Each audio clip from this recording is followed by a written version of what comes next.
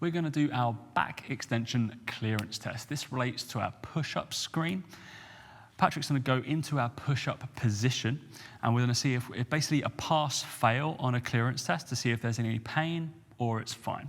So we're going to retract those thumbs into our push-up position next to that clavicle, and all we're going to do is obtain a cobra position through that back. So we've gone through a load of spinal extension through that thorax, and we're looking for if there's any pain or compression through that back. You'll refer. If there is, then that's a red flag, and there's a possibility we cannot do a push-up in that position, and we'll need to do it in a supine position. So, and replace it for me. If there's no pain, then move on and do the push-up.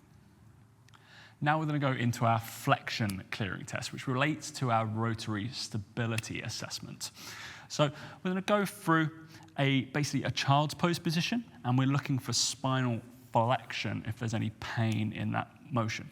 So Patrick's in an all-fours position here on the floor. We're going to rock our hips back towards our ankles, and we're going to obtain a bit of flexion through that pelvis and that lumbar spine.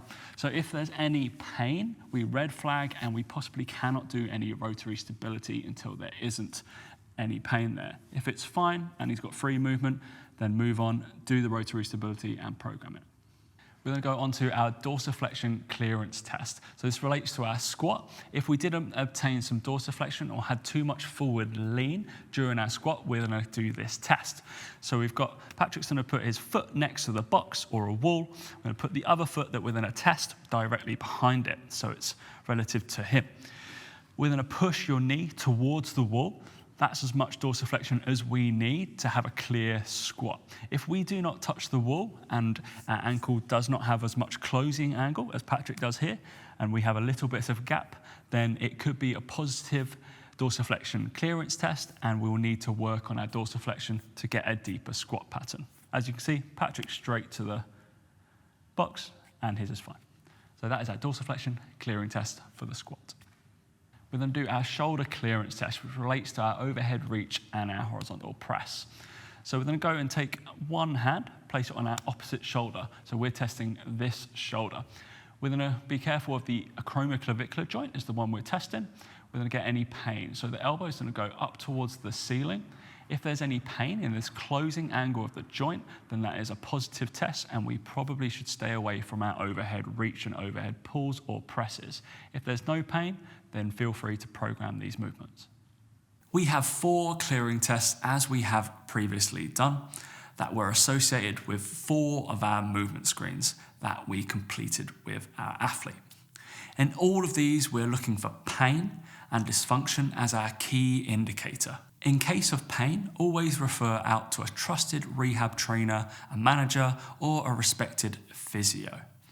So within flexion clearing test, which is associated with the core rotary stability screen, we may find lumbar or thoracic pain due to the compression nature within the spine.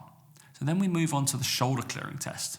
It will show anterior shoulder pain, particularly around the AC joint and its bursa and the soft structures around that joint. Then we have the extension clearing test, which is associated with the push-up. We may get pain or a dysfunction with the thoracic and lumbar spine due to the nature of the compression on the posterior part of that vertebrae. So, and finally, we have our breakout assessment of the dorsiflexion test, which is associated obviously with the squat screen.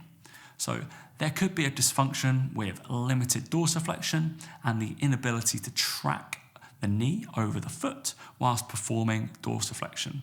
We could also see pain could be referred from the closing angle of the ankle or overstretching from the posterior aspect of the leg, such as the Achilles tendon, for example, or the gastroc. So with all of these clearing tests, apart from the dorsiflexion one, remember that if it is pain, it is positive, and that means the test is positive, and you'll need an external referral to go and check it out.